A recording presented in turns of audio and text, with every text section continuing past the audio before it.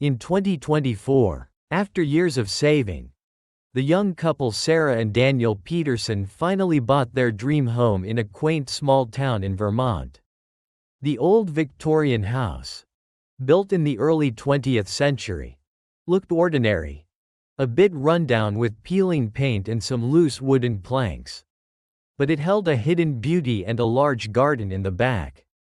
Sarah, an introverted architect, often worried about small things, always longed for a quiet space to work and rest.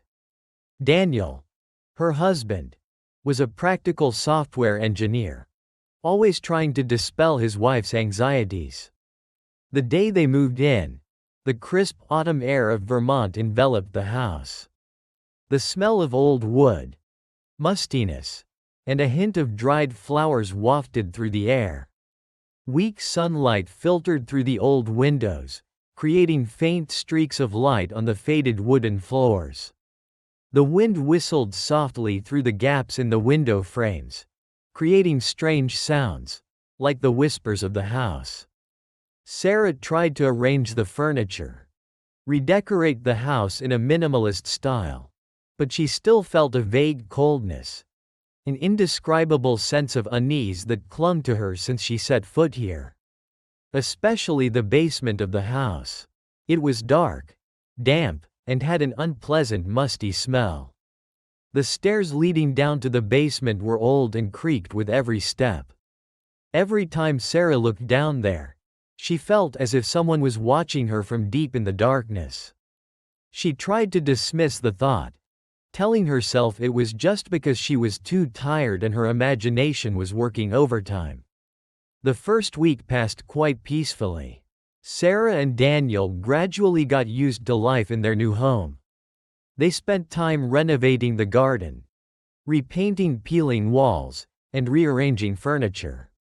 However, strange signs began to appear, very subtle and difficult to explain. Frequently, when Sarah was alone in the house, she heard very faint noises coming from the basement. Clanking sounds, rustling sounds, as if someone was moving heavy objects. She told Daniel about it, but he just laughed, assuming it was the old plumbing system or mice scurrying around. Sarah tried to believe her husband, but she still felt uneasy. There were times when she left her keys on the kitchen counter. But when she returned, they were in a different spot, right next to the window. Cups on the table also occasionally shifted their position in an inexplicable way. Daniel assumed it was either him or her who accidentally moved them. The climax occurred one evening. When Sarah was reading in the living room, she suddenly felt a sudden chill. Bone-chillingly cold, even though the fireplace was on. She looked around. The temperature in the living room had noticeably dropped, but in other rooms it was still normal. Sarah quickly ran to the fireplace, thinking there was something wrong, but everything was fine. When she returned to her chair, the chilling sensation had disappeared. That night, Sarah began to have strange, recurring dreams. She dreamed she was in the basement. A woman with long hair, a pale face, and hollow eyes, standing and staring at her from a dark corner. The woman said nothing, just stood there watching, but her eyes were filled with sorrow and hatred.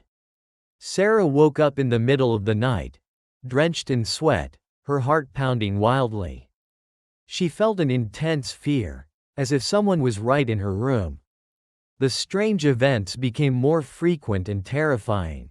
Every night, the sounds from the basement became clearer. No longer faint clanking, but heavy footsteps, dragging sounds, and sometimes weak moans, as if someone was in pain. Sarah couldn't get any sleep. She always lived in a state of anxiety and fear. One morning, when Daniel went to work, Sarah decided to go down to the basement to check. She turned on the light, slowly descending each creaky wooden step, each step producing gruesome creaking sounds. The basement was dark and damp, the air bone chillingly cold, carrying a foul odor, like rotting meat. Her flashlight beam swept across the moss-covered stone walls, old wooden shelves, and discarded objects. As she approached a corner of the basement, where the flashlight's beam couldn't reach, she suddenly heard a very faint whisper, like someone talking to themselves. Sarah froze, her heart pounding in her chest. She tried to reassure herself, telling herself it was just the wind or her imagination. But then, she heard the whisper again, clearer, and this time, she swore she heard someone call her name. Sarah. The voice was cold, faint, like an icy gust of wind blowing through her ear. Sarah screamed, turned and ran up the stairs, not daring to look back. She locked the basement door tightly, panting, trembling uncontrollably. She knew something inhuman was in that basement. Sarah's fear became increasingly intense. She no longer dared to go down to the basement alone, and was even afraid to be home alone. Every night, she heard noises from the basement, and her dreams of the pale-faced woman became increasingly vivid. One evening, while Daniel was showering, Sarah was standing in front of the mirror in the bedroom, brushing her hair. She suddenly saw a dark shadow flit by in the corner of her eye behind her in the mirror. It was very fast, blurry, and fleeting, but she was certain she saw it. Sarah flinched and spun around, looking around the room, but saw nothing. Only familiar furniture and weak yellow light. She tried to reassure herself, assuming it was just an illusion due to her extreme stress. But when she turned back to look in the mirror, she saw something horrifying. Her face in the mirror was no longer her own, but the face of the woman from her dreams. A pale face, hollow eyes, staring at her with an expression filled with hatred and sorrow. The image only appeared for a few seconds, then vanished, returning Sarah's face, but it left a terrifying haunting in her mind. Sarah screamed, dropping her brush to the floor.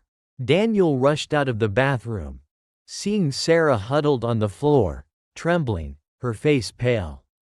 Sarah tried to tell him what she had seen, but Daniel still tried to explain it with scientific reasons, saying it was just lighting and angles. However, he also began to worry when he saw his wife's extreme panic. After the horrifying incident in front of the mirror, Daniel finally could not deny the strange things happening in their house. He began to believe that something was wrong, and they needed to find out the truth. The couple decided to go down to the basement together to explore. Ben and Sarah turned on their flashlights, slowly descending the old stairs. The foul smell in the basement seemed stronger than ever. Their flashlight beams swept across the moss-covered stone walls, rotting wooden shelves, and discarded old objects. As they approached the corner of the basement where Sarah had heard whispers, Daniel suddenly noticed a newly built brick wall, which seemed out of place with the rest of the basement. He gently knocked on the wall, hearing a hollow echo. With Ben's help, Daniel began to tear down the brick wall. The smell of mold and earth rose strongly. As the wall gradually collapsed, a darker space appeared behind it. And then, they saw a human skeleton, huddled in a corner, covered in dust and cobwebs. Beside the skeleton was an old wooden box. Inside were a rotting diary and an old silver brooch. Sarah and Daniel looked at each other in horror, their faces pale. Sarah tremblingly picked up the diary. The pages were brittle and decayed, but she could still read a few remaining lines. The diary belonged to a woman named Eleanor Vance, who had lived in this house in the early 20th century. Eleanor was abused by her husband, and was locked in this basement until she died. She had died in loneliness, pain, and intense hatred. The last lines of the diary read, "He will pay. I will never forgive." My soul will not rest until he faces retribution. Both Sarah and Daniel understood that Eleanor's spirit was still trapped in this basement, and she was haunted by the injustice and suffering she had endured. After discovering Eleanor's skeleton, Sarah and Daniel decided to call the police. However, the police dismissed it as an old case and had no clear evidence to investigate further. They didn't believe in ghosts. Sarah and Daniel felt utterly helpless, but they knew they couldn't continue to live in this house with Eleanor's spirit still lingering. They decided to find a way to help Eleanor find peace. That night, Sarah couldn't sleep at all. She tossed and turned in bed. Images of Eleanor and her skeleton kept flashing in her mind. The sounds from the basement became more intense than ever. Heavy footsteps, crashing objects, and agonizing moans. As if Eleanor was in extreme pain. Sarah felt a chilling coldness envelop her. She sat up abruptly, looking around the room, and then she saw a faint female figure standing at the foot of the bed, staring at her. It was Eleanor. Her face was pale, her eyes hollow, and her long hair hung loose. Eleanor said nothing, only extended her hand towards Sarah, a bony, cold hand. Sarah was terrified. She couldn't scream, nor could she move. She felt as if an invisible force was squeezing her neck. Suddenly, Eleanor opened her mouth, letting out a terrifying scream. Not in a human voice, but a gruesome sound, like the wind whistling through ancient tombs. The scream echoed throughout the room, making Sarah feel as if her soul was being drained. Daniel woke up, turned on the light, and Eleanor's figure vanished, leaving only Sarah huddled on the bed, trembling, her face pale, her eyes wide open with fear. He held her tightly, trying to reassure her, but both knew that Eleanor's spirit had returned, and she was seeking release, or revenge. The next morning, Sarah and Daniel decided to leave the house immediately. They could no longer live there. They sold the house for a very low price, without mentioning what had happened. Although they had left, those horrifying experiences left a deep psychological scar on Sarah. She frequently had nightmares about Eleanor, about the noises from the basement and the woman's hateful gaze. She couldn't sleep soundly, always feeling haunted, watched.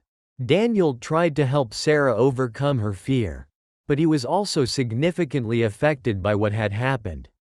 He became quieter, more withdrawn, and constantly checked around whenever he heard strange noises. They tried seeking help from psychologists, even paranormal investigators, but the hauntings still didn't subside. Eleanor's spirit seemed to still cling to Sarah, constantly disturbing her life. The old house in Vermont, where Sarah and Daniel once dreamed of building a home, had now become a terrifying haunting, a dark secret they could never forget.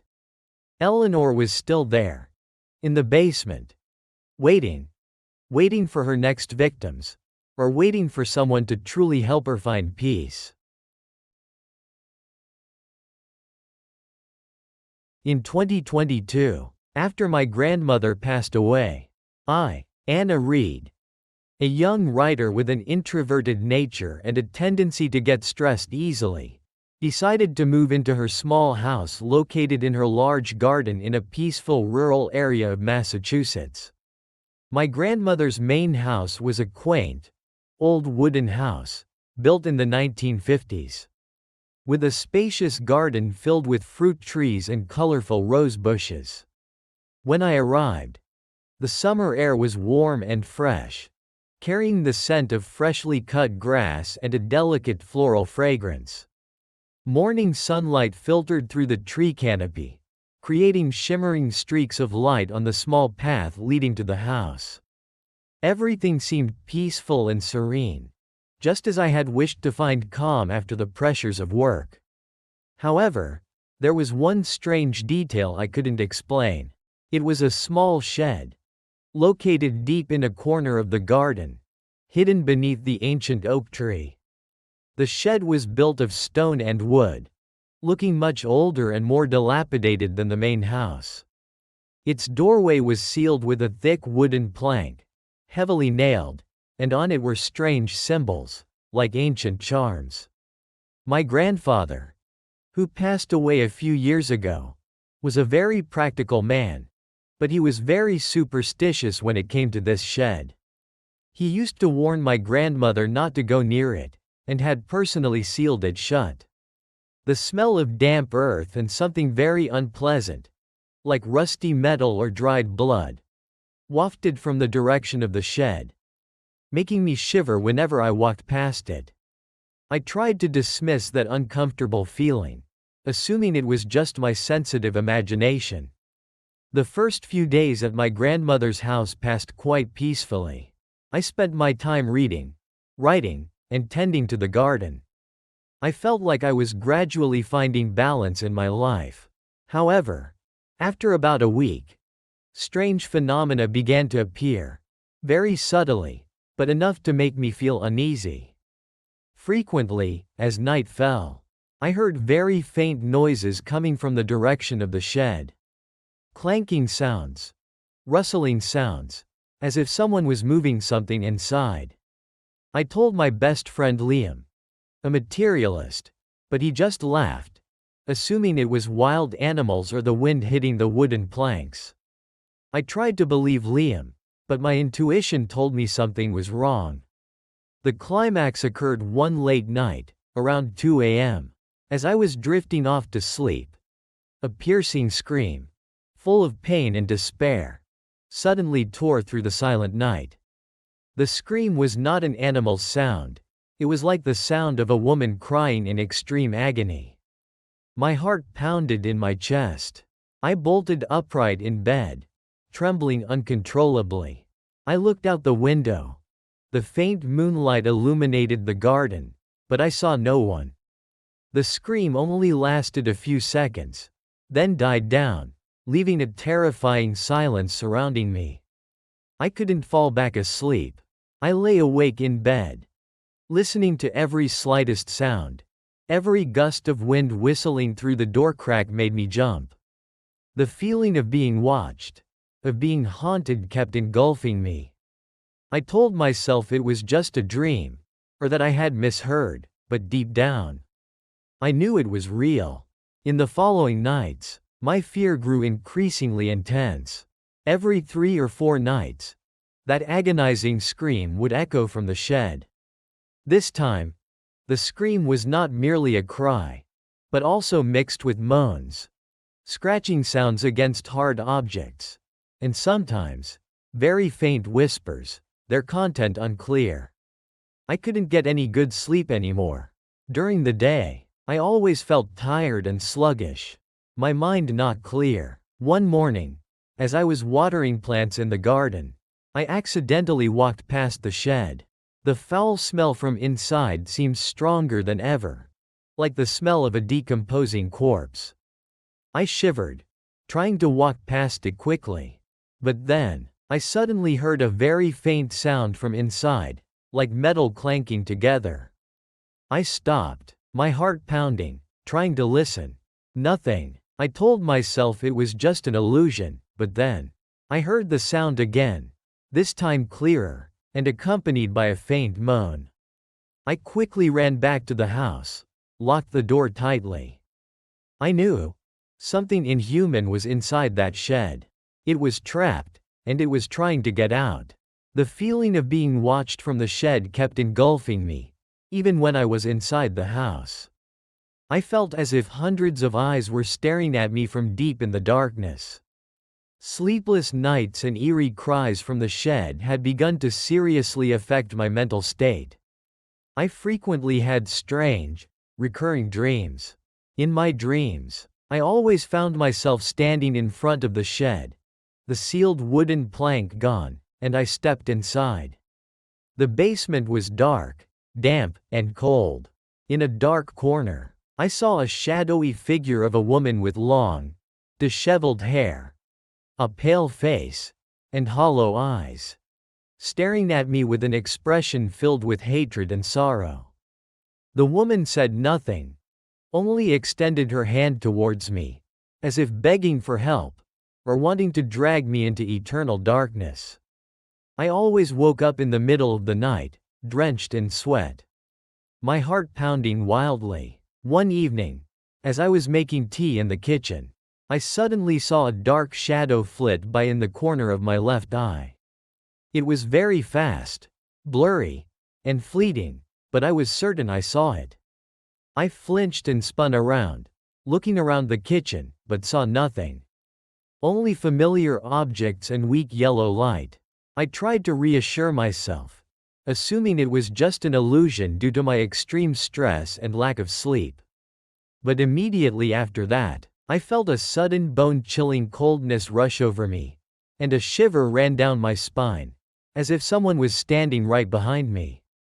I shivered, trying to turn my head, but dared not. I knew something was right behind me. It was breathing, it was waiting. I stood motionless for a few seconds, then quickly ran out of the kitchen, turning on all the lights in the house. Fear had completely consumed me. I couldn't take it anymore. I decided to find out the truth about the shed and what was happening. I called Liam, telling him everything. Liam, though initially skeptical, agreed to come help me when he heard my trembling voice. When Liam arrived, I led him to the shed, recounting what I had heard and seen. Liam tried to break open the sealed wooden plank, but it was too tightly nailed, and the symbols on it seemed to possess some invisible power, preventing him. We decided to ask the elderly locals, hoping they knew something about this shed. After many inquiries, an old woman named Martha, who had lived there all her life, told us a terrifying story. She said that the shed was not an ordinary shed, but a place where dark rituals took place in the early 20th century. A woman named Abigail Thorne, accused of being a witch, was imprisoned and brutally tortured in that basement by a group of fanatical locals. Abigail had died in extreme agony, and her spirit was trapped there, unable to find peace. My grandfather, when he bought this land, had sensed Abigail's presence, and he built the main house far from that spot, and sealed the shed to protect everyone from her haunting. Martha warned us that Abigail's spirit was very powerful and filled with hatred. After hearing Martha's story, Liam and I decided we had to help Abigail find peace. We found an old book on spirit cleansing rituals that Liam had brought with him. We decided to perform the ritual that very evening, right in front of the shed. As night fell, the atmosphere became heavy and gloomy. The wind whistling through the ancient trees sounded like wails. The foul smell from the shed became stronger than ever. Liam read incantations from the book, while I lit candles and sprinkled salt around the shed. As Liam reached the end of the incantation, a piercing scream, full of pain and hatred, suddenly erupted from inside the shed. The scream was not human, but a gruesome sound, like bones clanking together, fingernails scratching against wood. The wooden plank sealing the shed door began to shake violently. Rusty nails flew out, and the door slowly creaked open. From inside the shed, a bone-chilling cold blast of air rushed out, accompanied by a strong foul odor. Then, a faint female figure, with long disheveled hair, a pale face, and hollow eyes, filled with hatred and sorrow, slowly materialized, standing right in front of us. It was the spirit of Abigail Thorne. She said nothing, only stared at us with eyes full of vengeance. I felt an invisible force squeezing my neck, as if Abigail was trying to pull me inside. Liam quickly recited the final incantations, sprinkling more salt and splashing holy water towards Abigail.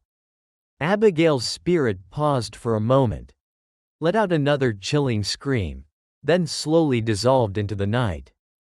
The shed door slammed shut, and the noises inside also ceased.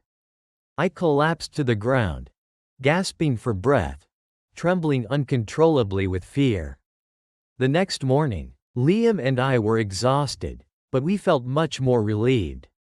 The shed was still there, silent, no longer emitting any sounds from within. We believed we had helped Abigail find peace. However, those horrifying experiences left a deep psychological scar on me. I still frequently had nightmares about Abigail and her eerie cries. I couldn't get any good sleep, always feeling haunted, watched. Liam was also significantly affected. He became quieter, and constantly checked around whenever he heard strange noises. I decided I wouldn't live in that house anymore. I sold the house for a low price, without mentioning what had happened. I moved into an apartment in the city, trying to start my life over. However, the haunting memory of Abigail and the shed in my grandmother's garden always clung to me, reminding me of the terrifying mysteries that still lie hidden deep within the peaceful rural areas of America. Had Abigail truly found peace, or was she still there, waiting for her next victims?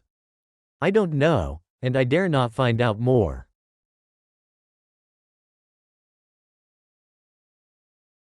In 2023, Emily Carter, a single graphic designer prone to excessive worry and frequent work-related stress, moved into a small apartment on the 15th floor of an old apartment building in downtown Chicago, Illinois. This building, constructed in the 1970s, had a gray, aged exterior, but its location was quite convenient for Emily's work. She had just gone through a difficult period in her career, and hoped that moving to a new environment would help her regain her spirits. When Emily moved in, the musty and dusty smell of old things lingered in the air of the hallway and the apartment. The light from the apartment window was dim, just enough to highlight the small cracks on the walls and the faded floor. The honking of cars from outside echoed, mixed with the creaking sound of the old elevator going up and down, creating a dull and monotonous urban symphony. Emily tried to arrange her belongings, making the apartment a cozier space, but she still felt a vague sense of loneliness and unease. Especially the basement parking garage. It was dark, damp, and had an unpleasant musty odor, like old engine oil and dust. The weak fluorescent lights here always flickered, casting strange long shadows, making the space more eerie than ever. Every time Emily had to go down there at night, she felt a bone-chilling cold rush over her, and the feeling that someone was watching her from the darkness. She tried to dismiss the thought, telling herself it was just because she was too tired and her imagination was working overtime. The first few weeks passed quite peacefully.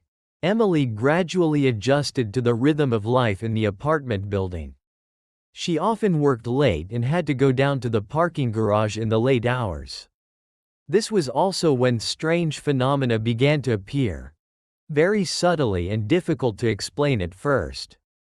Frequently, when Emily went down to the parking garage around 1 a.m., she felt a sudden bone-chilling coldness rush over her, intensely cold, even though the weather outside wasn't particularly cold. She also started hearing very faint noises, clanking sounds, rustling sounds, as if someone was moving something somewhere in the parking garage, even though no one else was there. Emily tried to reassure herself, attributing it to small animals or the ventilation system. But the feeling of being watched became increasingly clear. There were times when Emily was walking between rows of cars. She suddenly saw a dark shadow flit by in the corner of her eye. It was very fast, blurry, and fleeting, but she was certain she saw it. The dark shadow had no clear shape, just a blurry mass, but it carried a chilling and sinister feeling.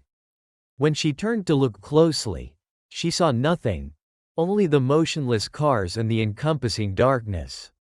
She told her close friend Ben, a practical person who didn't believe in supernatural things. Ben suggested that Emily was just hallucinating due to fatigue and lack of sleep. However, strange dreams began to haunt Emily, repeating over and over.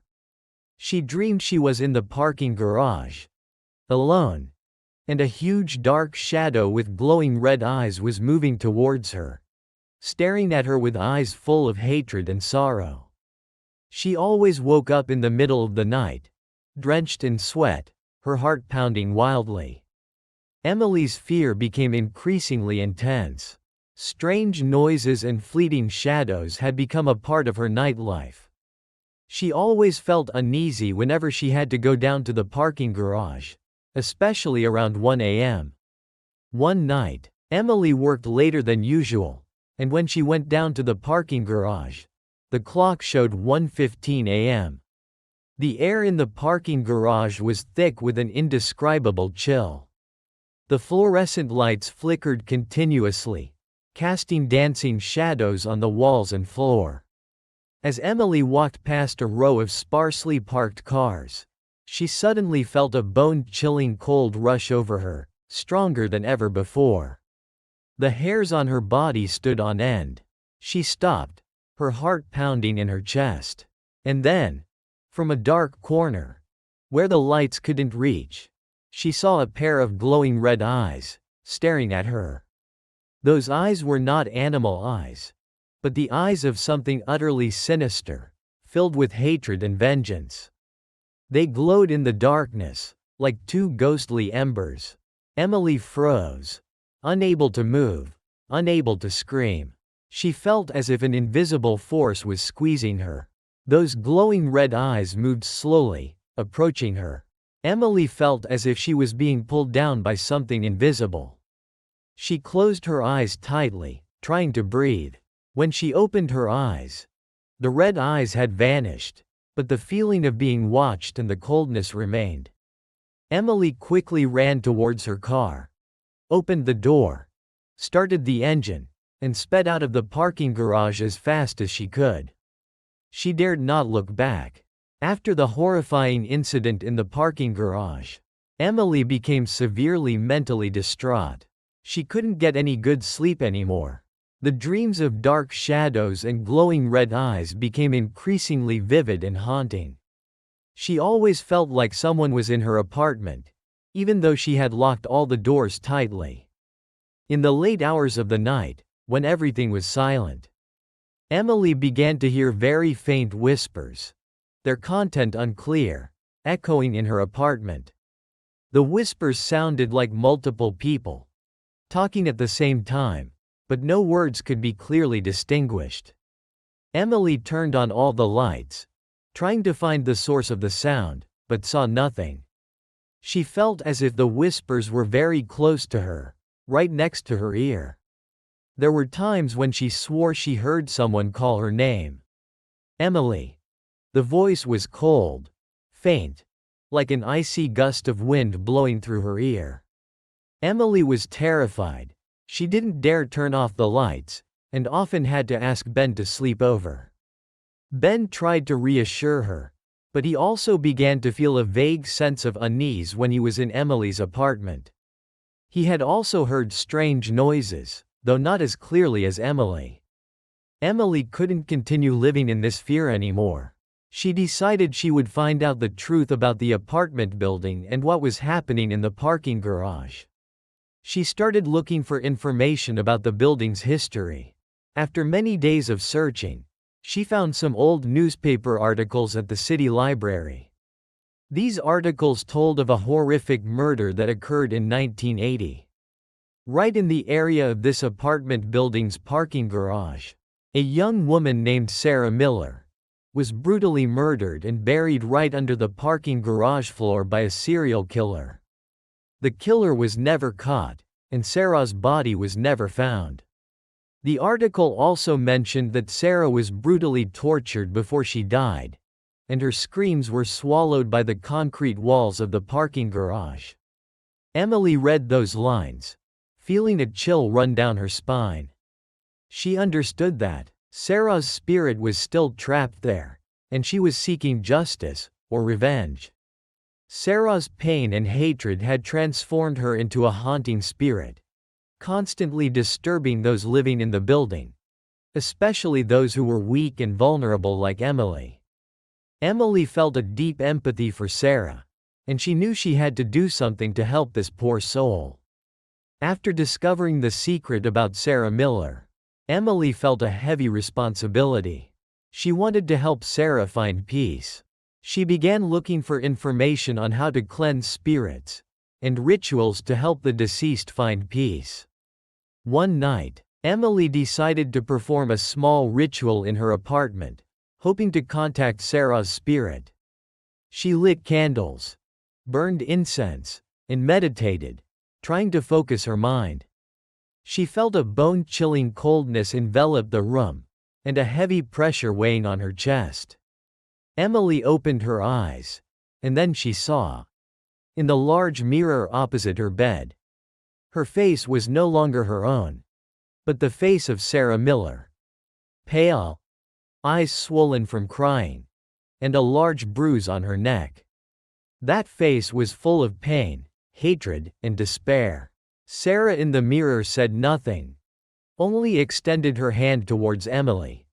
A bony, cold hand, as if wanting to pull her into her world. Emily was terrified. She couldn't scream, nor could she move. She felt as if an invisible force was squeezing her neck. Suddenly, from within the mirror, Sarah's piercing scream echoed. Not in a human voice, but a gruesome sound, like bones clanking together, fingernails scratching against glass. The scream echoed throughout the room, making Emily feel as if her soul was being torn apart. The candlelight in the room flickered violently, and furniture began to shake. Emily closed her eyes tightly, trying to chant. When she opened her eyes, Sarah's face in the mirror had vanished, returning Emily's face, but it had left a terrifying haunting in her mind. Emily knew that Sarah's spirit was still there, and she was seeking release, or revenge. After that horrifying event, Emily could not bear it anymore. She decided to leave the apartment building immediately. She sold the apartment at a low price, without mentioning what had happened. Emily moved to another city, trying to start her life over.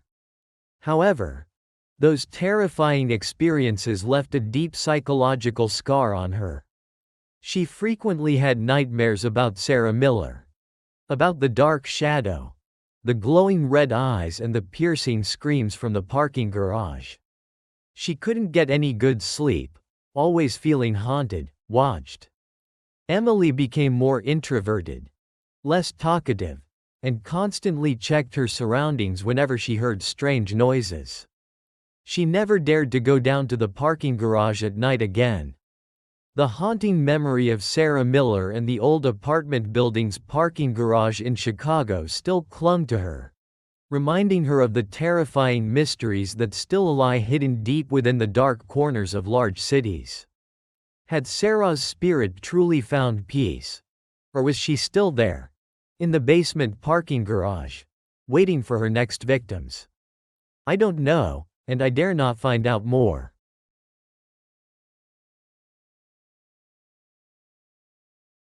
In 2024, Sarah Mitchell, a freelance graphic designer who had just gone through a major loss with the breakup of a long-term relationship, decided to move into a small apartment on the 8th floor of a newly built apartment complex in Los Angeles, California. She hoped that a new space, a new city would help her overcome her pain and start her life over. Sarah was a rather sensitive person, easily hurt, and often worried about small things.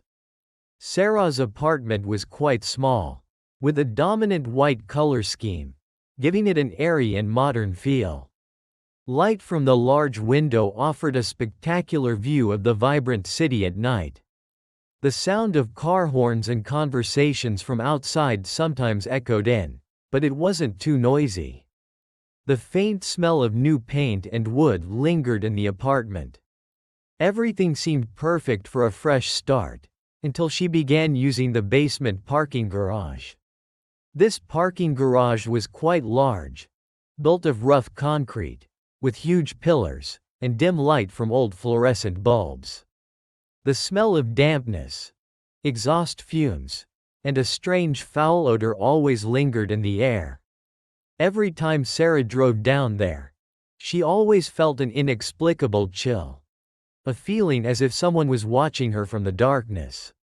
She tried to reassure herself that it was just because she was too tired after work, and every parking garage felt a bit creepy at night. The first few days in the new apartment passed quite peacefully. Sarah focused on her work and tried to adapt to life in Los Angeles. However, some strange phenomena began to appear. Very subtly, but enough to make her feel uneasy. Sarah often came home late from work, and she had to go down to the parking garage around 11 p.m. This was also when the strange events began to occur.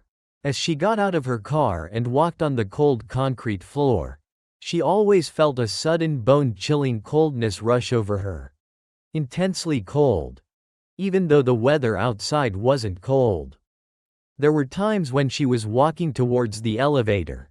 She heard very faint noises, clanking sounds, rustling sounds, as if someone was shuffling their feet on the concrete floor in the distance. But when she stopped to listen, everything went silent. Sarah told herself that it was just an echo or the sound of small animals, but the feeling of being watched became increasingly clear. One night, as Sarah was walking towards the elevator, she suddenly saw a white shadow flit by in the corner of her eye at the far end of the parking garage, where the light was weakest. The white shadow was very fast, blurry, and fleeting, but she was certain she saw it. It looked like a woman in a white dress, but it had no clear form, just a blurry mass faintly glowing in the darkness. When she turned to look closely, she saw nothing, only the motionless cars and the encompassing darkness. Sarah shivered, trying to walk quickly to the elevator. That night, she began to have strange, recurring dreams. She dreamed she was in the parking garage, alone, and a woman in a white dress, her face obscured in darkness, with only deep black eyes staring at her from the end of the parking garage. Those eyes were filled with sorrow and hatred. She always woke up in the middle of the night, drenched in sweat, her heart pounding wildly. Sarah's fear became increasingly intense. Every night when she went down to the parking garage around 11 p.m., she felt a pervasive chill, and strange noises continued to appear. Clanking sounds, soft but distinct footsteps echoed somewhere near her, even though there was no one else. One night, as Sarah was walking towards the elevator, she decided to look directly towards the far end of the parking garage, where she had seen the white shadow before. Even though she tried to reassure herself, she still couldn't suppress the feeling of fear. And then, from the murky darkness, at a spot where the fluorescent lights couldn't reach, she saw a figure of a woman in a white dress, standing motionless, staring at her. The woman's face was completely obscured in darkness. No features visible, but her deep black eyes stood out clearly, like two bottomless pits, staring directly at Sarah. Those eyes had no pupils, no light, just a pure black color, but they contained an extreme amount of hatred and sorrow. Sarah froze, her heart pounding as if it wanted to burst out of her chest. She felt a bone-chilling cold rush through her, making her shiver. She couldn't scream, nor could she move. She could only stand there, staring into those black eyes, and feeling as if her soul was being drained. The figure of the woman in white did not move, just stood there watching. But that gaze made Sarah feel as if she was being punished. After a few terrifying seconds, Sarah mustered all her strength, turned and ran frantically towards the elevator, not daring to look back. She repeatedly pressed the elevator button, panting, trembling uncontrollably. When the elevator doors closed, she still felt those black eyes staring at her from behind. After the horrifying incident in the parking garage, Sarah's mental state severely deteriorated. She couldn't get any good sleep anymore.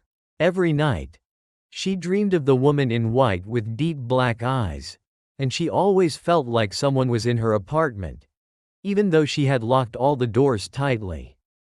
In the late hours of the night, when everything was silent, Sarah began to hear very faint whispers, their content unclear, echoing in her apartment. The whispers sounded like multiple people talking at the same time, but no words could be clearly distinguished. There were times when she swore she heard someone call her name. Sarah. The voice was cold, faint, like an icy gust of wind blowing through her ear. Sarah was utterly terrified. She didn't dare turn off the lights, and always had to turn on the TV or listen to music to drown out those sounds. One evening, as Sarah was standing in front of the mirror in the bathroom, brushing her hair, she suddenly saw something horrifying. In the mirror, her face was no longer her own, but the face of another woman. Pale, gaunt, with deep black eyes, staring at her with an expression full of hatred and sorrow. That face only appeared for a few seconds, then vanished, returning Sarah's face, but it left a terrifying haunting in her mind. Sarah screamed, dropping her brush to the floor.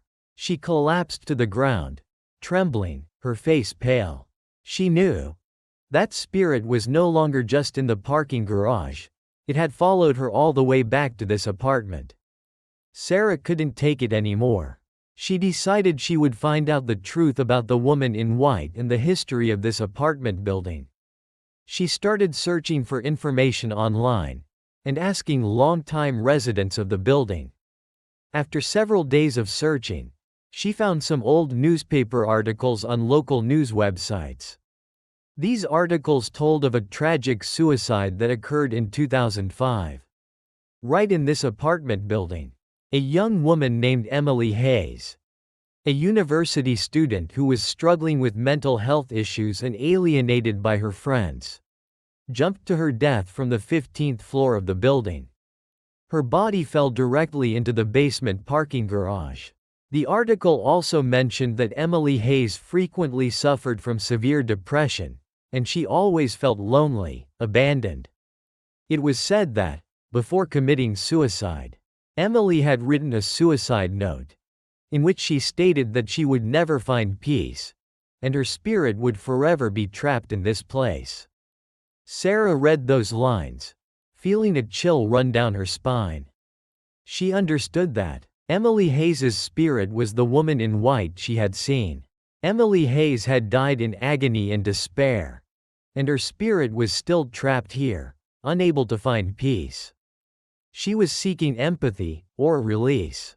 After learning Emily Hayes's tragic story, Sarah felt a deep sense of empathy. She knew that Emily didn't mean to harm her, but was merely seeking help. Sarah decided she would find a way to help Emily find peace. She found and bought a book about spiritual rituals and how to help trapped souls. One night, around 10 p.m., Sarah decided to go down to the parking garage, where Emily Hayes had ended her life. The parking garage was darker and colder than ever. The smell of dampness and exhaust fumes became more pungent. Sarah walked to the exact spot where Emily's body had fallen. She lit a candle, placed a bouquet of white chrysanthemums on the floor, and began to read prayers from the book. She spoke to Emily, apologizing for her suffering, and wishing her peace. As Sarah read to the end of the prayer, she suddenly felt a bone-chilling coldness envelop her, stronger than ever before. The hairs on her body stood on end. A very faint, but distinct, Sigh echoed right next to her ear. It was a sigh full of weariness and sorrow, but also with a hint of relief. Sarah saw no figure, but she felt a very close presence, a faint energy, gradually fading into the air. She felt as if someone gently touched her hair, then slowly withdrew. Sarah stood there for a long time, feeling the change in the air. The smell of dampness and exhaust fumes were still there, but the unpleasant foul odor had disappeared, and the chilling sensation was no longer as intense as before. Sarah believed that Emily Hayes had heard her, and she had found some peace. The next morning, Sarah felt much more relieved. She had a deep sleep, no longer having terrifying dreams about Emily Hayes. She believed she had helped Emily find peace. However, those experiences still left a deep psychological scar on her. She still often felt cold when entering the parking garage, but no longer the extreme fear she had before. Sometimes, she still felt a fleeting chill, or heard a very faint sigh, but she believed it was just the lingering echo of what had happened. Sarah still lived in that apartment, but she became more cautious, and rarely went down to the parking garage alone at night anymore. She also started taking more interest in supernatural stories, and believed that there are things that science cannot explain. The old apartment building in Los Angeles, where Sarah once sought a new beginning, had now become a part of her life, a part of a true scary horror story that she had witnessed. Did Emily Hayes's spirit truly find peace? Or was she still there, in the basement parking garage, waiting for other weak and vulnerable victims? I don't know, and I dare not find out more.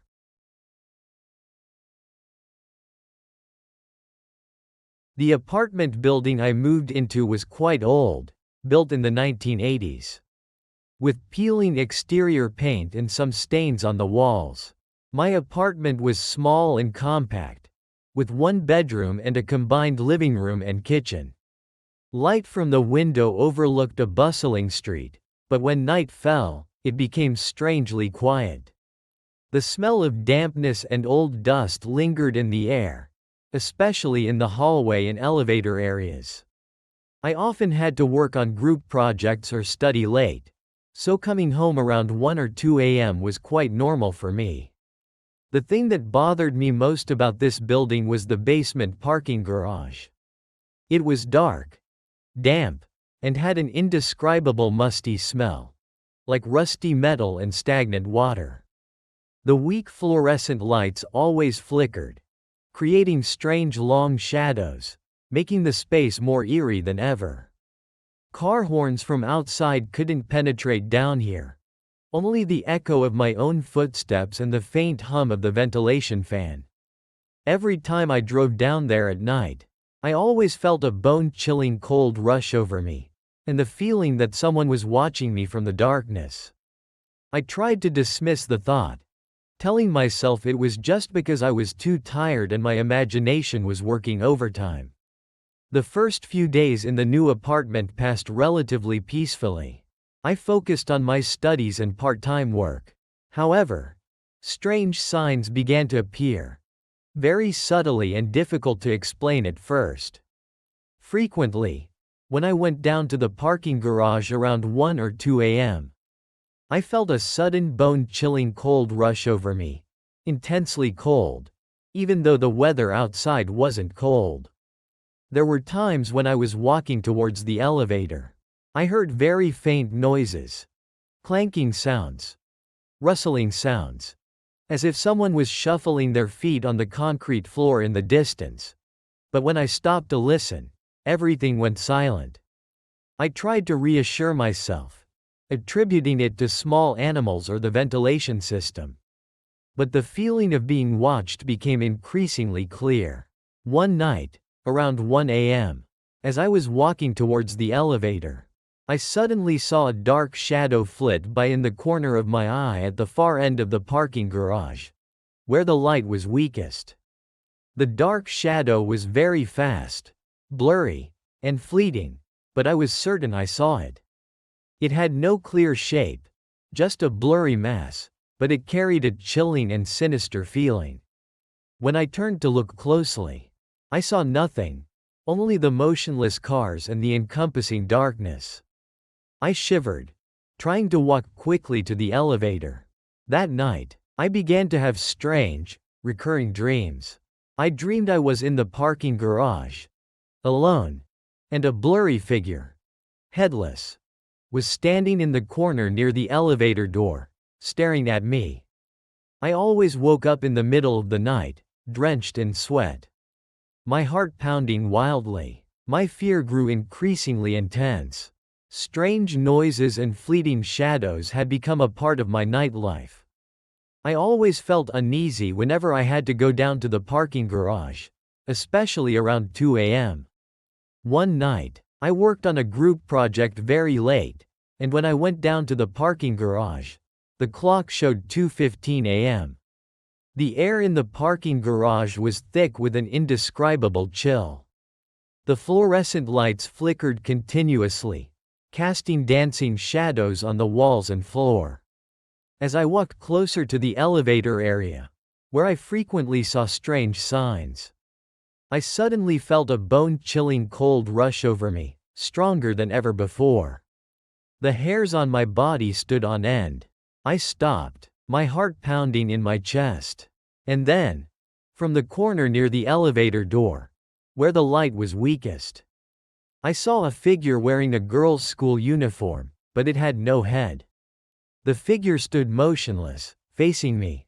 The old, grayish-blue school uniform was slightly torn and frayed. I could clearly see the torn white collar and the sagging shoulder area, as if something had been severed from there. The most terrifying thing was, there was no head. Just a black void where the head should have been, like an endless black hole. I froze, my heart pounding as if it wanted to burst out of my chest. I couldn't scream, nor could I move. I could only stand there, staring at that headless figure, and feeling an overwhelming terror engulf me. I felt a bone-chilling cold run down my spine, and an indescribable shiver. I stood motionless for a few seconds, then something even more horrifying happened. The headless figure slowly turned towards me. Even though it had no head, I felt as if it was staring at me. And then, I felt a warm, wet liquid run down my leg. I had peed my pants. Fear had completely consumed me. I mustered all my strength, turned and ran frantically towards my car, opened the door, started the engine, and sped out of the parking garage as fast as I could, not daring to look back. I never thought I would have to experience something this terrifying. After the horrifying incident in the parking garage, my mental state severely deteriorated. I couldn't get any good sleep anymore. Every night, I dreamed of that headless figure, standing in the corner near the elevator, staring at me. In my dreams, I also heard faint clanking sounds, rustling sounds, and sometimes, the sound of someone gently knocking on my apartment door. In the late hours of the night, when everything was silent, I began to hear strange noises from inside my apartment, clanking sounds from the kitchen, like knives and forks hitting each other, or the faint sound of the refrigerator door opening and closing. I turned on all the lights, trying to find the source of the sound, but saw nothing. I felt as if someone was moving around in my apartment, even though I had locked all the doors tightly. There were times when I swore I heard very faint whispers, their content unclear, echoing right next to my ear. I was utterly terrified. I didn't dare turn off the lights, and often had to turn on the TV or listen to music to drown out those sounds. I also frequently had to call friends or family to talk, to feel less lonely and scared. I couldn't endure this fear anymore. I decided I would find out the truth about that headless figure and the history of this apartment building. I started searching for information online, and asking longtime residents of the building. After several days of searching, I found some old newspaper articles on local news websites. These articles told of a horrific murder that occurred in 1998. Right in this apartment building. A high school girl named Sarah Chen, who was on her way home from evening school, was brutally murdered right in the basement parking garage.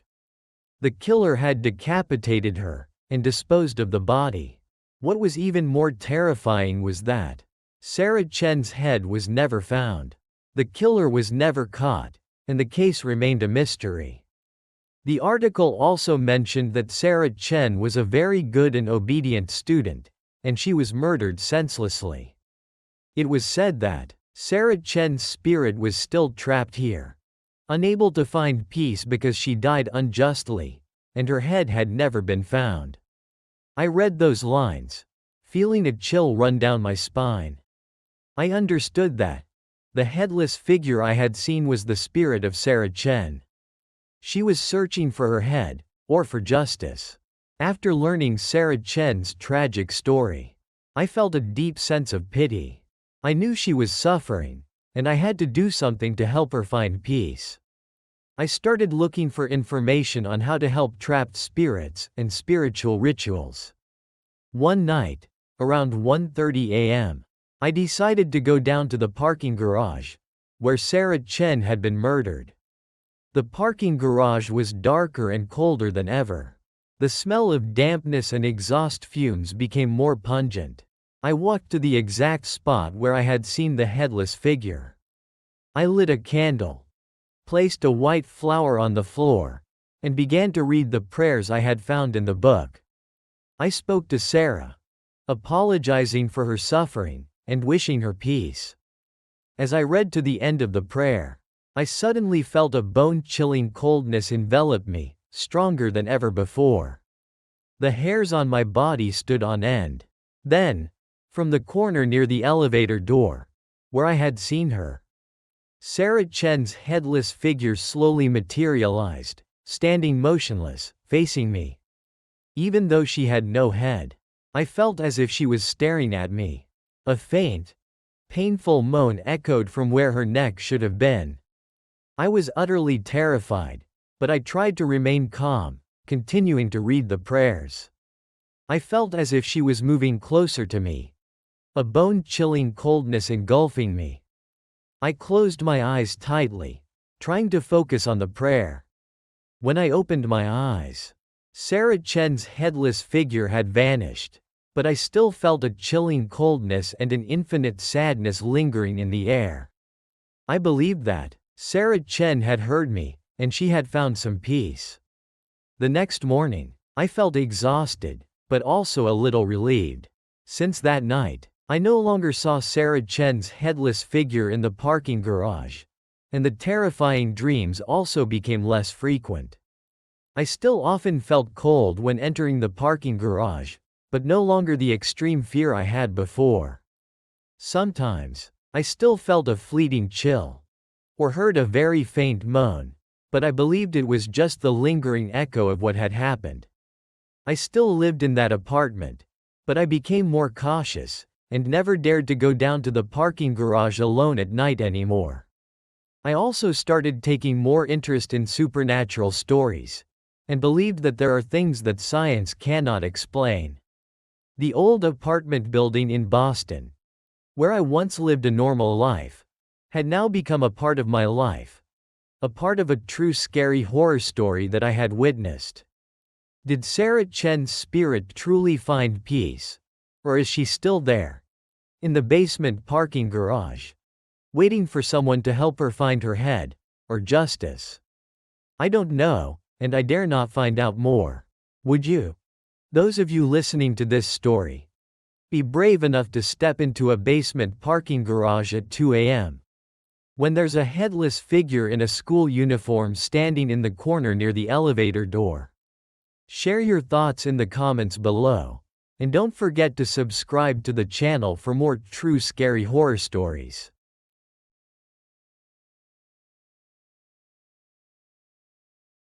I'm going to tell you a story. A terrifying experience that has been etched into my mind, making every sleep a battle against ultimate fear. A fear from which I can never escape. This happened in the autumn of 2023. In a quaint small town called Silent Hollow, nestled amidst the vast pine forests of Maine, USA. I am Emily, a single graphic designer who recently moved to Silent Hollow. I was going through a period of severe work stress, and moving here was to seek peace, escaping the pressures of the big city. I also tend to worry excessively, so living in a strange place like this sometimes made me feel uneasy. The house I rented was an old two-story wooden house, built in the early 20th century, isolated on the outskirts of town, near a secluded forest road and a calm lake. Its exterior was quite ordinary, just a little dilapidated, but the atmosphere inside always felt somber and cold, even though I tried to make it cozier with paintings and decorations. The smell of decaying wood, old dust, and sometimes an indescribable scent, like rusted metal mixed with damp earth, always lingered in the air. I am by nature an introvert, enjoying quietude, and the rustling sound of wind through the pine leaves brought me a false sense of peace. However, the loneliness gradually turned into unease as night fell. The wind whistled through the old window cracks. Dry branches tapped against the roof, and strange rustling noises came from the old shed behind the house, all creating a solitary symphony of the night. I felt a vague unease, as if someone was lurking nearby. Sometimes a sudden cold gust of air would sweep through even though there was no breeze. My first night here, I tossed and turned, unable to sleep. Moonlight filtered through the leaves, casting strange, distorted shadows on the walls. The creaking of the floorboards upstairs, the faint groaning from the water pipes, all made me jump. I had a feeling that I wasn't alone in this house. A haunting sense of being watched clung to me. In the initial weeks, I gradually adapted to the slow pace of life in Silent Hollow. Everything was quite peaceful, but strange things began to appear in the house, very subtly and difficult to explain. Sometimes, when I was working on my computer, I would hear very faint sounds, like whispers echoing from the hallway, right outside my door. I'd open the door to check, but there was only the dark hallway and a terrifying silence. The feeling of being watched clung to me. Small objects in the house also began to shift position inexplicably. The pen I left on my drawing table, the next morning I'd find it on the floor. A notepad I had just left on the sofa, when I returned I'd find it on the kitchen counter. At first, I told myself I was just too absent-minded, or perhaps my memory was failing. But the chill down my spine, as if someone was present, steadily increased. The unease peaked one late afternoon, as I was sitting in the living room reading. Suddenly the room temperature plummeted, chilling me to the bone, even though the heater was on. I looked around, and saw a small window in the study had suddenly sprung open, even though I remembered closing it tightly.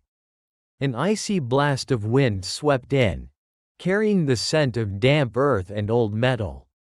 I felt a dark shadow flit across the corner of my eye, like a blurry reflection in the window pane. I spun around, but there was nothing, just darkness. The feeling of being watched, as if someone was standing right behind me, never disappeared. Fear seeped into every cell, making it hard to breathe. To earn extra income, I took on a part-time night job at the only gas station in Silent Hollow. This gas station was quite old, standing isolated beside Interstate 95. About a 20-minute drive from my house. I usually worked shifts from 10 p.m. to 6 a.m. The gas station was usually very deserted at night. The faint yellow lights from the canopy illuminated a small area. Otherwise everything was plunged into the thick darkness of the vast forests. The night wind often whistled through cracks, carrying the rustling sound of dry leaves and the scent of damp earth. I often felt lonely and sleepy during my shifts. On one particularly cold November night, around 1 a.m., I was sitting in the control room, checking receipts. There was only one gas attendant named David, a gentle, quiet middle-aged man, working outside. David had been working here for years. He seemed well accustomed to the quietness of the late night. That night, a large truck pulled up to refuel. David was busy pumping gas for the customer, and I, from the control room, was monitoring through the security camera screen. The cameras were installed at various angles, covering the entire gas station area and also inside the small convenience store. As I was watching the camera screen, a strange image suddenly caught my attention. On the camera feed displaying the restroom area, I saw something unbelievable. In the women's restroom, there was the face of a woman with long black hair looking out towards David, the gas attendant who was outside. Her face was pale, her eyes deep-set and empty, as if devoid of life. Her long black hair was disheveled, covering part of her face, but I could still clearly see that cold gaze fixed on David. The terrifying thing was that the face didn't move at all, just stared, like a living statue. I looked closer, and realized that the camera was placed in the upper corner of the restroom, facing the door. This meant that the face was looking out from inside the restroom, through the slightly ajar door. I was startled. David was outside, and I was the only one in the control room. There was no one else in the store at that moment. I wondered, who was that? A customer? But there were no other cars besides the truck being refueled. Moreover, that face didn't look normal at all. It seemed not human. I turned to look at David through the large window. He was still focused on pumping gas, completely unaware. I thought about calling him, but I hesitated. Maybe I was mistaken? Or maybe it was just a glitch from the old camera. I tried to reassure myself, but the chill down my spine wouldn't go away. I was still trying to process what I had just seen on the camera screen. The woman's face still haunted my mind. I told myself I must have been mistaken, or the camera was malfunctioning.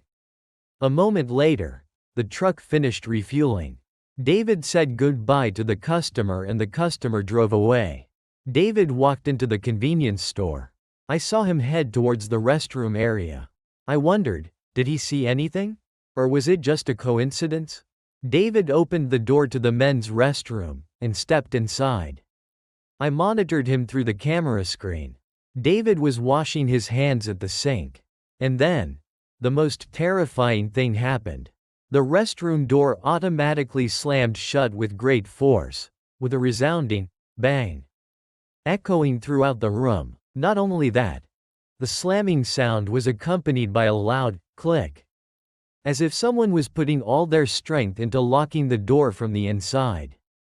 I jumped. David in the restroom also jumped. He spun around and stared at the door. His face turned pale, showing extreme terror. I looked back at the camera screen in the women's restroom. The woman's face had vanished. But I felt an icy cold gust of air hit me, chilling me to the bone.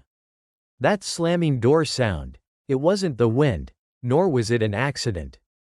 It carried anger, a possessiveness, as if someone was angry about something, and didn't want David to leave.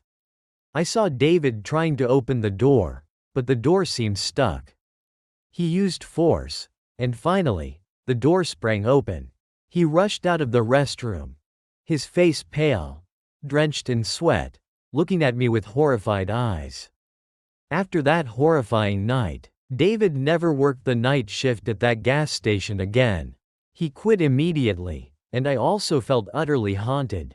Even though I still worked there, every time I looked at the camera screen, especially the camera in the restroom area, I felt an unnameable fear. Every time night fell, I saw the image of that woman's face, her empty eyes and long black hair. The bang of the slamming door still echoed in my mind, like a reminder of that terrifying presence. The feeling of being watched became more constant than ever. I felt as if an invisible pair of eyes was staring at me from the darkness, especially in the evening when I was alone in the control room. The room temperature suddenly plummeted, chilling me to the bone. Objects in the convenience store also began to shift more clearly. Refrigerator doors automatically opening and closing. Heavy footsteps in the attic. Strange dreams recurred. I saw myself standing at that gas station again. The sky pitch black. And the woman's face reappeared in the restroom, staring at me. Then the restroom door would automatically slam shut again, but this time, it locked me inside. I tried to scream, but no sound escaped. The haunting of her grew steadily in my mind, driving me almost insane. I tried to find out about the history of that gas station and the surrounding area. I went to the town library, sifting through old newspapers, and interviewing the elderly residents of Silent Hollow. I discovered that in the 1990s, a horrific murder occurred right at this gas station. A young female cashier was brutally murdered in the women's restroom by an unknown assailant. The perpetrator was never caught. People said that her spirit still lingered there, because her death was so unjust and sudden. The haunting of the murdered female attendant at the gas station tormented me. I knew that I had seen something I shouldn't have seen, and this trapped spirit had chosen me. Perhaps, she wanted me to find the truth about her death, or simply wanted to unleash her resentment on me.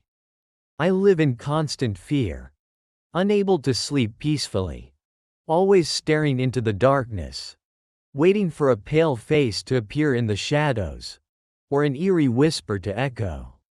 I quit my job at that gas station, and even moved out of the old house. I'm not sure I escaped that haunting. The murdered female attendant, I believe, is still there, in the gas station restroom, forever trapped between life and death, waiting for unfortunate travelers to get lost at night, so she can show them her true face, and perhaps, unleash her fury. This story is a warning. If you ever drive on a deserted road at night, and you see an old, desolate gas station, with flickering lights, and you see something unusual on the security camera, or hear strange noises from the restroom, never be curious, and never go near them. You never know what's waiting for you there, or who is angrily waiting for you in the darkness.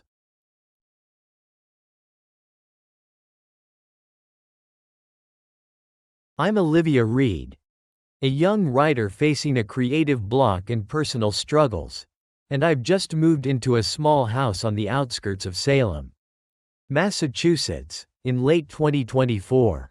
This house was an inheritance from my great-grandmother, an old wooden house with an ordinary appearance, but it harbored an eerie stillness.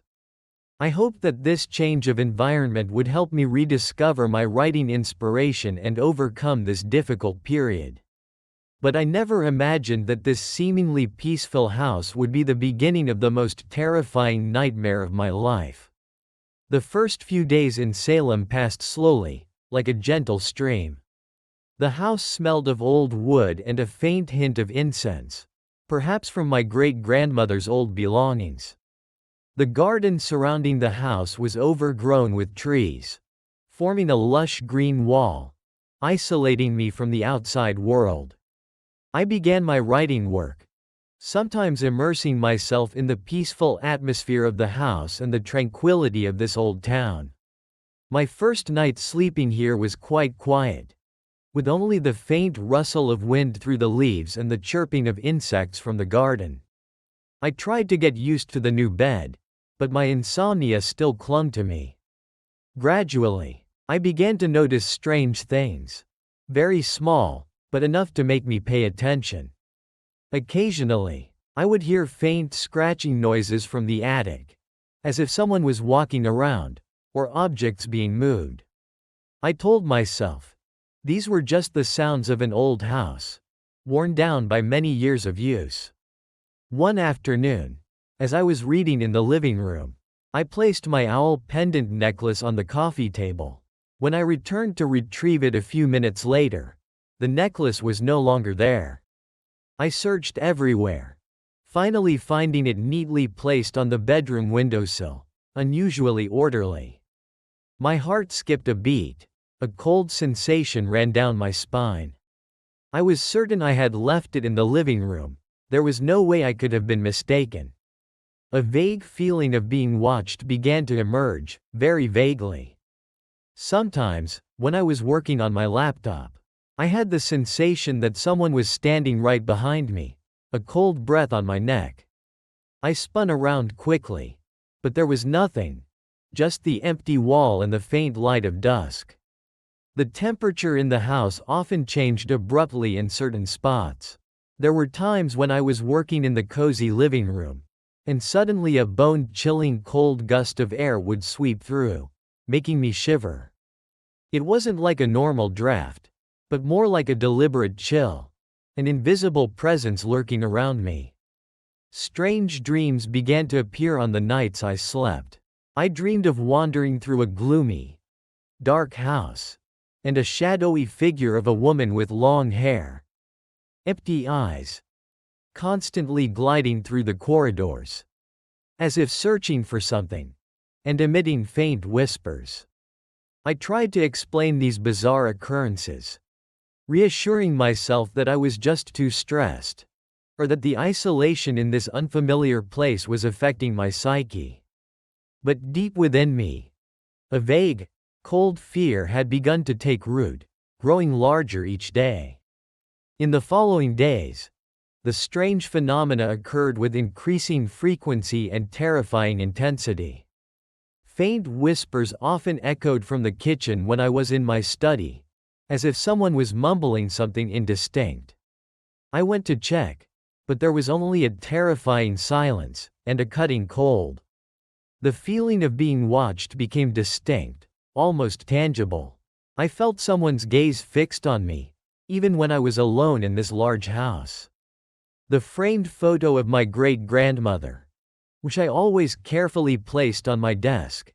The next morning I found it face down on the floor, right at the foot of the desk. It didn't just move, but as if it had been deliberately pushed, intentionally. One evening, as I was writing in my bedroom, a book on the bookshelf suddenly fell down, making such a loud noise that I jumped. I stared at the book on the floor. Its cover opened to a random page, which depicted a woman with empty eyes, and a child cowering behind her. At the same time, the room temperature dropped suddenly, chilling me to the bone, making my breath visible as white mist in the air. A strange scent lingered. Not the familiar smell of old wood or damp dust, but the smell of dried lavender and something slightly sour. A scent that made me feel nauseous and gave me the chills. I started seeing blurry black shadows flit across the corner of my eye more frequently, quick as a blink, like a flickering reflection on window panes or on the glossy surfaces of furniture.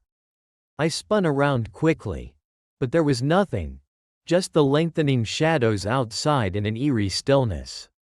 The feeling of someone standing right behind me grew stronger. I could almost feel someone's cold breath on my neck, as if they were standing too close for me to bear. Fear began to consume me, making it hard to breathe, cold sweat breaking out all over my body. The most terrifying thing was a locked room on the second floor, right at the end of the hallway. The dark wooden door looked ordinary, but I never found its key. Every time I passed by, I felt a bone-chilling cold emanating from inside, and sometimes I heard faint rattling noises, like chains clanking, or very soft whispers, as if someone was talking to themselves, hopelessly. I tried to open it many times, but it was locked tight. I told myself, maybe my great-grandmother stored old things in there, and I didn't need to bother.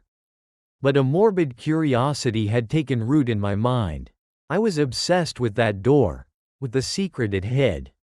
The haunting became increasingly unbearable, so I decided to delve deeper into the history of the house and my family. I went to the community library in Salem, a town famous for its history of witch trials. The librarian, named Eleanor Vance, an elderly woman with white hair and kind eyes, helped me with the archives. Eleanor told me a few things about this house. It once belonged to a family named Goodwin in the 17th century, an ordinary farming family. However, there was a terrifying legend about their youngest daughter, named Sarah Goodwin. Sarah was accused of witchcraft during the Salem witch trials in 1692. Eleanor said that Sarah died in prison before being hanged, but her spirit was believed to still haunt this house, seeking vindication for herself. I returned home, feeling more uneasy than ever. Sarah Goodwin, a girl accused of witchcraft, died in prison, and her spirit was still here. Was she trying to communicate with me? Or was it something more terrifying? A vengeful spirit trying to unleash its anger on me?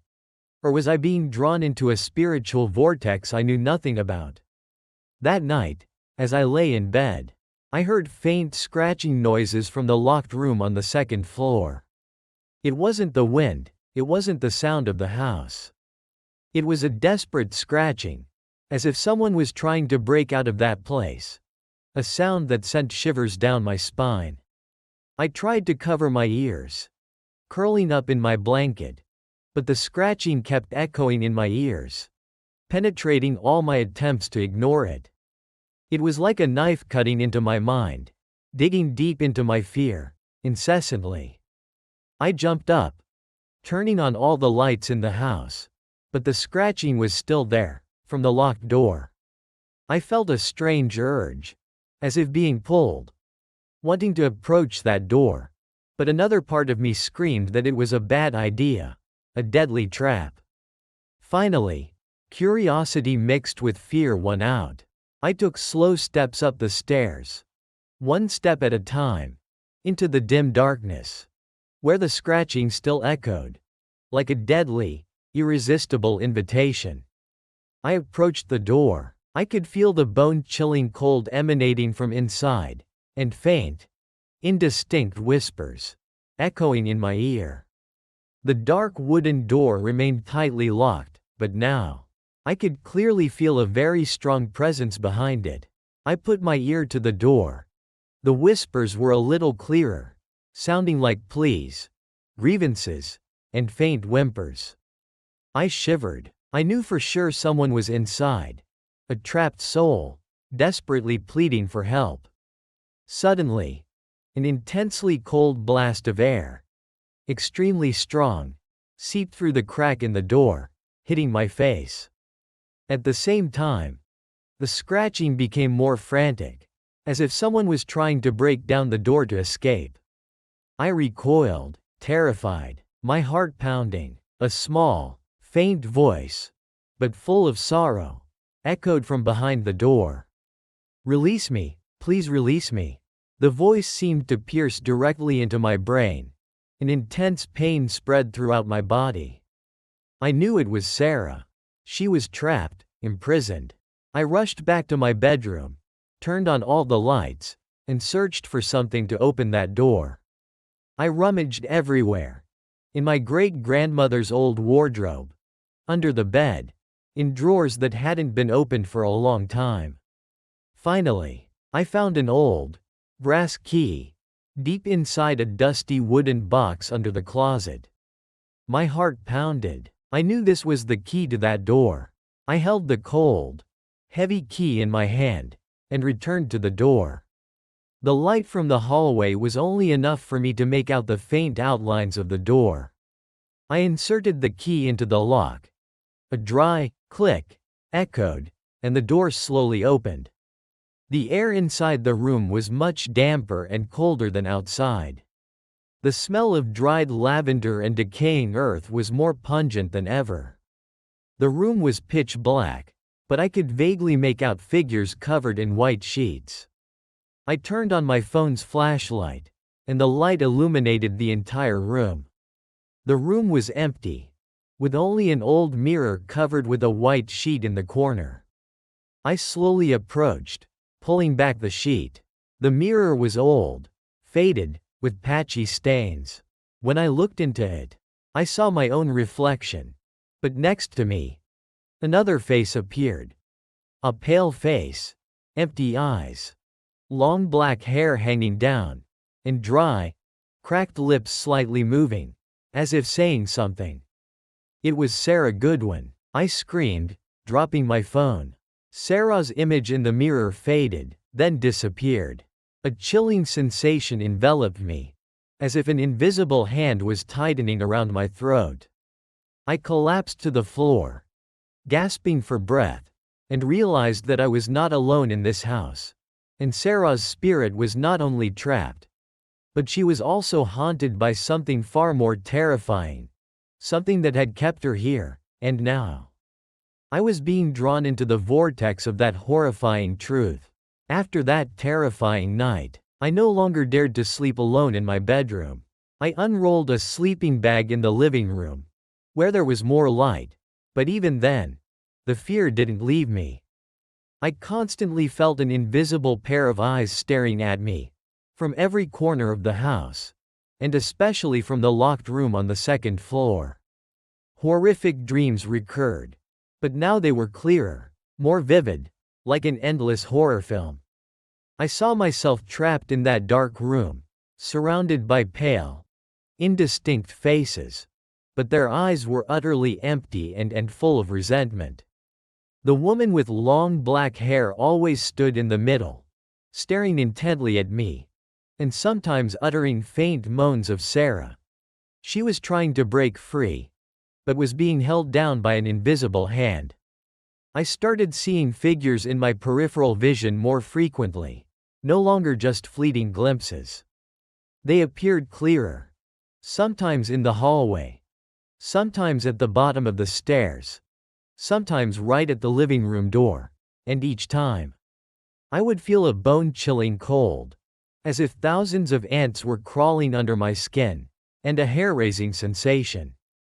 At night, I heard heavy footsteps in the attic, then the sound of objects being dragged, and the chilling giggles of a woman, interspersed with faint, desperate whimpers of a child. Those sounds echoed in my mind, incessantly, preventing me from sleeping. Objects in the house were moved more violently, no longer just small shifts. The living room chair was violently overturned. Books on the shelf were knocked sprawling to the floor, and the kitchen cabinet door automatically opened and closed repeatedly, creating jarring banging noises, as if someone was smashing things in a fit of extreme rage.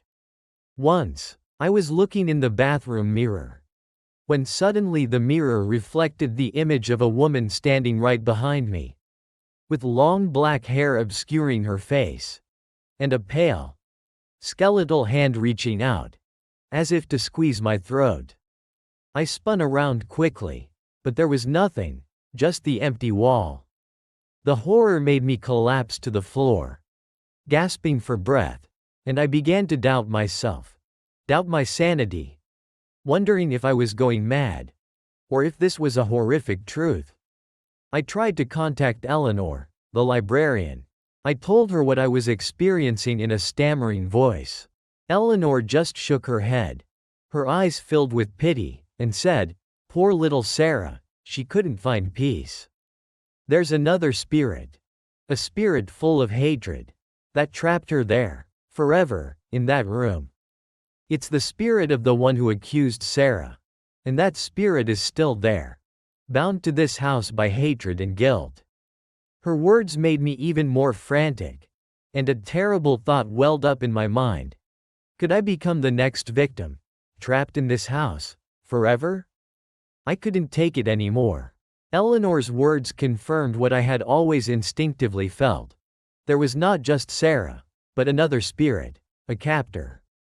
I returned to the library, searching for more information about the Salem witch trials of 1692. Especially those who testified against Sarah Goodwin. I found a prominent name, Mary Warren, a young woman who was initially among the accused, but then became a key witness, accusing many others, including Sarah Goodwin. It seemed Mary Warren had changed her testimony to save herself, and she had harmed Sarah. I found a few old documents about Mary Warren.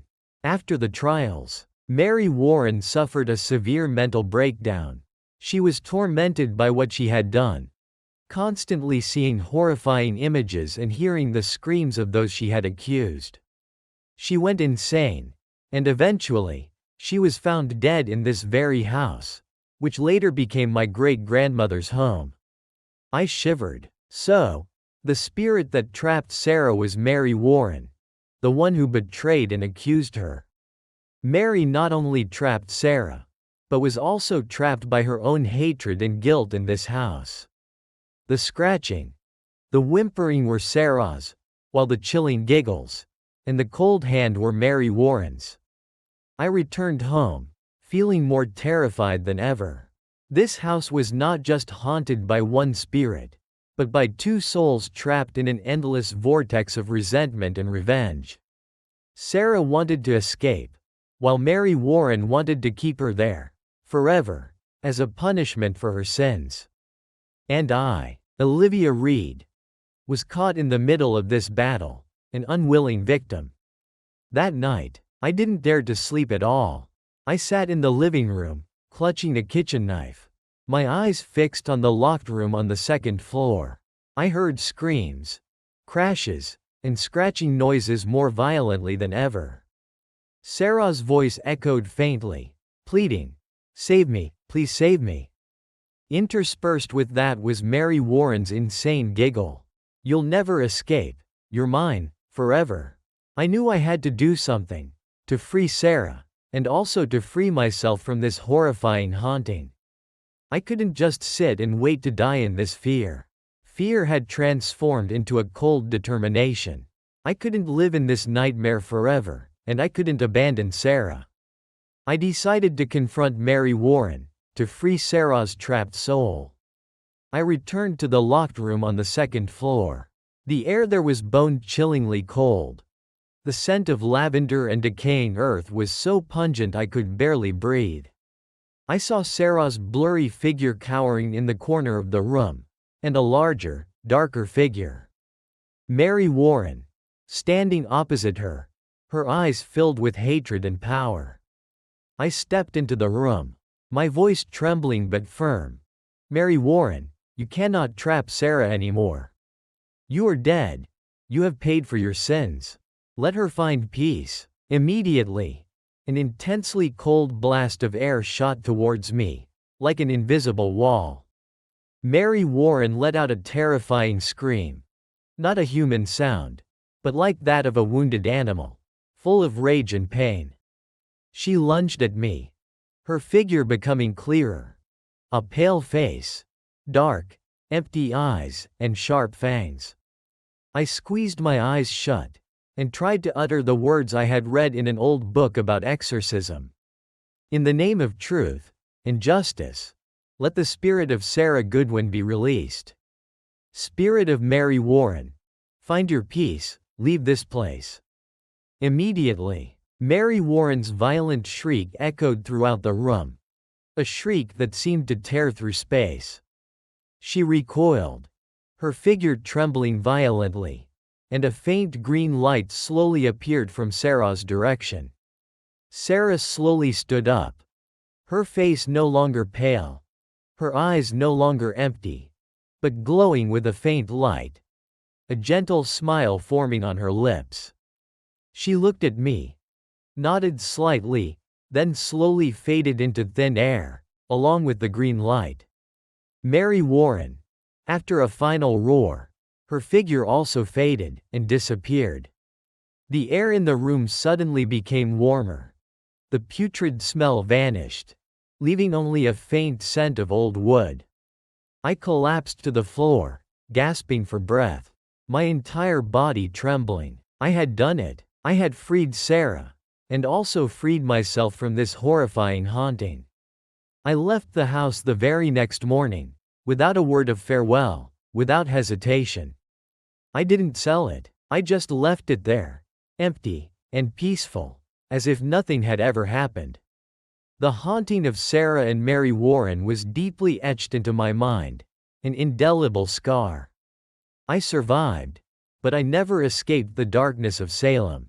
Every night, when I close my eyes, I still see Sarah's peaceful face, and I know that, no matter how painful it is, the truth always needs to be revealed, so that souls can find peace, and so that we can find true peace.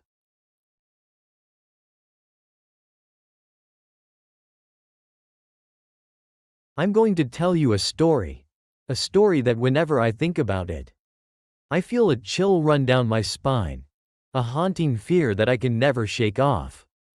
This happened around early 2022, in a quiet, secluded little town called Blackwood, nestled deep within the silent mountains of Oregon, USA. I am Sarah, a young art historian who recently moved to Blackwood, seeking refuge after the sudden death of my father. The grief and loneliness gnawed at me daily, making me more vulnerable than ever. The house I inherited from my father was an old wooden house, built in the 1940s. Located on the outskirts of town, nestled under ancient pine trees. Its exterior was quite ordinary, just a little dilapidated, but the atmosphere inside always had a somber, cold feel, even though I tried to make it cozier. The smell of decaying wood, old dust, and sometimes an indescribable scent, like rusted metal mixed with damp earth, always lingered in the air, especially on drizzly nights. The house was far from the main residential area, and the road leading to it was winding, shaded by trees, making me feel isolated. I am an introverted person by nature, and this initially didn't bother me. However, the loneliness gradually turned into unease as night fell. The wind whistled through the old window cracks.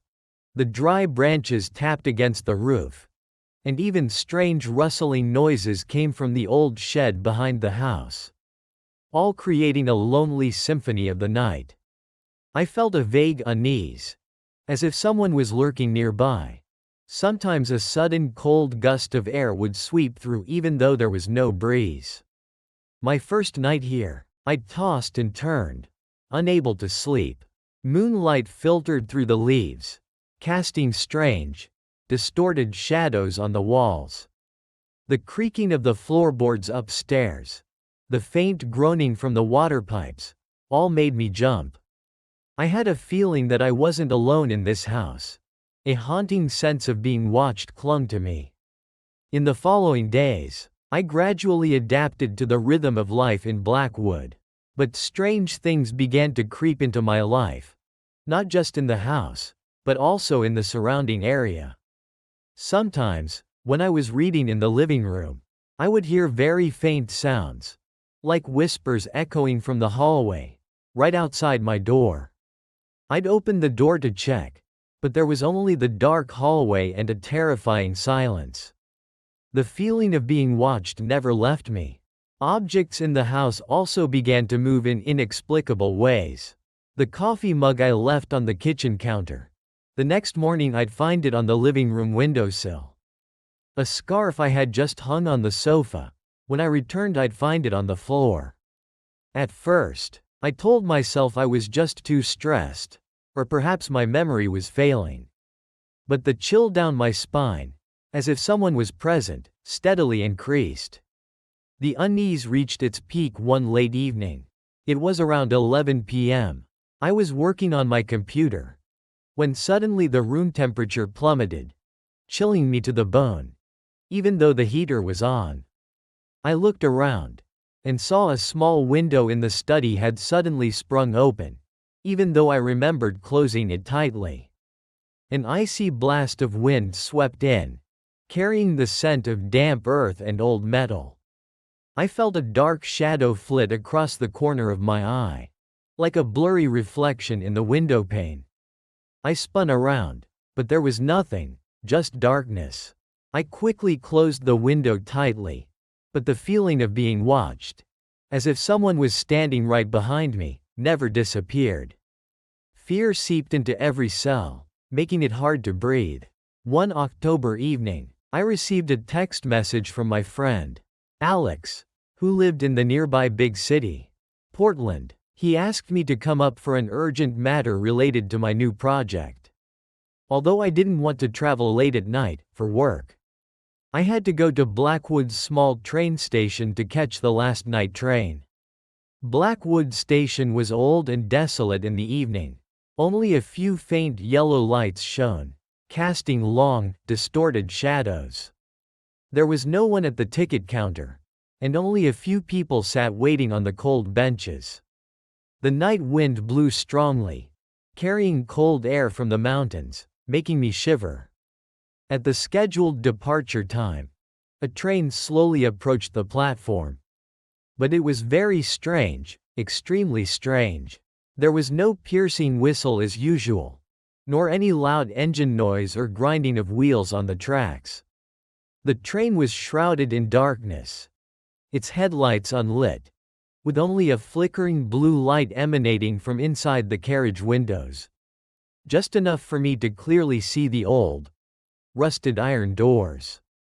It looked like a hell-bound train drifting in from somewhere not of this world. I hesitated for a moment, a feeling of unease rising. But since it was already late, and this was the last train, I told myself it was probably a technical malfunction. Taking a deep breath, I stepped onto the first carriage where I saw an open door. The smell of dampness, old metal, and an indescribable rotten stench filled my nostrils, making me nauseous. As soon as I stepped onto the train, the door slammed shut behind me with a cold creak, echoing in the silent space. The carriage was pitch dark, with only the flickering blue light from old fluorescent bulbs on the ceiling, making everything blurry, ghostly. I looked around, and a shiver ran down my spine again, stronger than ever. There weren't many people in the carriage, only about a dozen passengers. But they didn't look like normal people. Their faces were pale, their eyes deep-set and empty, devoid of any life. Their clothes were old, tattered, as if decades old. They sat motionless on their seats, not talking, not moving, just staring blankly ahead. I felt all their gazes slowly turn towards me, like puppets being controlled. They stared at me, unblinking, with an unusual look, a cold curiosity, mixed with a terrifying hunger. An old man sitting opposite me, his face full of wrinkles and cloudy eyes, slowly curled his lips into a smile, revealing yellowed and sparse teeth. That smile had no warmth whatsoever, but instead was utterly terrifying. I tried to remain calm, but my hands and feet began to tremble. I could feel an icy cold air radiating from them, making my entire body numb. I could hear faint whispers, echoing in the silent space of the carriage, like wind rustling through gaps. Indistinct words, but sounding as if they were calling my name. Sarah, Sarah. I knew I had taken the wrong train. This was not the train to Portland. This was the train of souls. A train that carried the living to the realm of the dead. An extreme horror surged within me. I wanted to scream, to run away, but my voice seemed stuck in my throat. I tried to back away, but the space in the carriage seemed to shrink, compressing me. The gazes of those strange passengers remained fixed on me, and the whispers grew clearer, echoing throughout the carriage. Come with us? I looked towards the door I had just entered. It remained tightly closed. I couldn't stay here for another second. With all my remaining strength, I focused my mind, trying to speak. My voice was trembling, miserably weak. Let me off the train. None of them responded. They continued to stare at me, their eyes empty. But suddenly, the train gently shook, and its speed began to decrease. There was still no engine sound, just a strangely sudden deceleration. I looked out the window. Outside was a thick darkness. No lights, no sign of any station. The train was stopping in the middle of nowhere. The carriage door where I stood slowly opened with a heavy, cold creak. Outside was dense darkness and biting cold air. I didn't hesitate for a second. Although I didn't know where this was, or if it was safe, staying on this train was infinitely more terrifying. I rushed out of the carriage, without looking back at those terrifying faces. My feet had barely touched the ground. An icy coldness pierced through my body, and a loud thud echoed behind me. As soon as I stepped onto the tracks, immediately, the train door slammed shut with a terrifying sound, echoing in the dark night. I spun around, and the sight before me almost made me faint from horror. The train, that pitch-black ghost train, was slowly vanishing. It wasn't moving anywhere, but was dissolving into thin air, right before my eyes. Carriage by carriage, from the last one, then the middle ones, and even the engine, all turned into black smoke, then dissolved into the darkness, leaving no trace whatsoever. In just a few seconds, that massive, ominous train was no longer there. Only the old, silent railway tracks remained in the thick darkness and the chilling howl of the wind. I stood there, motionless, cold all over, goosebumps covering my skin, unable to believe what I had just witnessed. My eyes were fixed on the empty space where the train had just vanished, trying to find a sign, an explanation. But there was nothing, only endless darkness and terrifying silence. Extreme horror erupted within me. I could feel invisible eyes still watching me from the darkness, from where the train had just dissolved. A faint whisper, like the lamenting wind, echoed in my ears. "Why did you get off so early?" The voice was cold, full of resentment, sending shivers down my spine. I knew I had escaped, but I also knew that I had been forever marked by this fateful journey. I was speechless, unable to move. All my senses were numb with terror. The coldness enveloped me. Not the cold of winter, but the bone-chilling cold of death, of trapped souls. I don't know how long I stood there. Perhaps only a few minutes, but it felt like hours passed. When I regained a bit of strength, I suddenly realized I was in the middle of nowhere, with no idea how to get back. I looked back at the railway tracks. They were the only familiar thing in this pitch-black night. With my heavy backpack still on my back, and extreme fear urging me on, I started to run. I ran back along the railway tracks, running towards Blackwood, towards my house. I ran non-stop, not daring to look back, each step heavy on the cold sleepers. The wind howling around me was like the whispers of spirits. The haunting sound of wheels still echoed in my head. I was lucky enough to return home, but the haunting never disappeared. Every time night fell, I found myself on that train again, and those terrifying faces would reappear, pressed against the windows, staring at me. The ghostly train whistle sometimes still echoed in my mind, and I always had the feeling that the long-haired woman from the old story, Eleanor, or other spirits on that train were watching me. I know that I saw something I shouldn't have seen, and the trapped souls on that fateful train chose me. They followed me home, and they will never leave. I live in constant fear, unable to sleep peacefully, always staring into the darkness, waiting for the sound of a haunted train whistle, or a pale face to appear in the shadows. I escaped the train of death, but I'm not sure I escaped its haunting. The house in Blackwood still stands there, silent in the forest, waiting for its next victim. And the ghost train, I believe, still runs on those old tracks, forever searching for lost souls. Or those lucky, or unlucky, enough to see it, to drag them into an eternal journey with no escape. This story is a warning. If you're ever in a small town near railway tracks, and on a late evening, you see a strange train, silent, without headlights, pitch black like a hellbound train, never, absolutely never step onto it, and don't look directly at the faces inside. You never know, it might be waiting for you, and you will never return.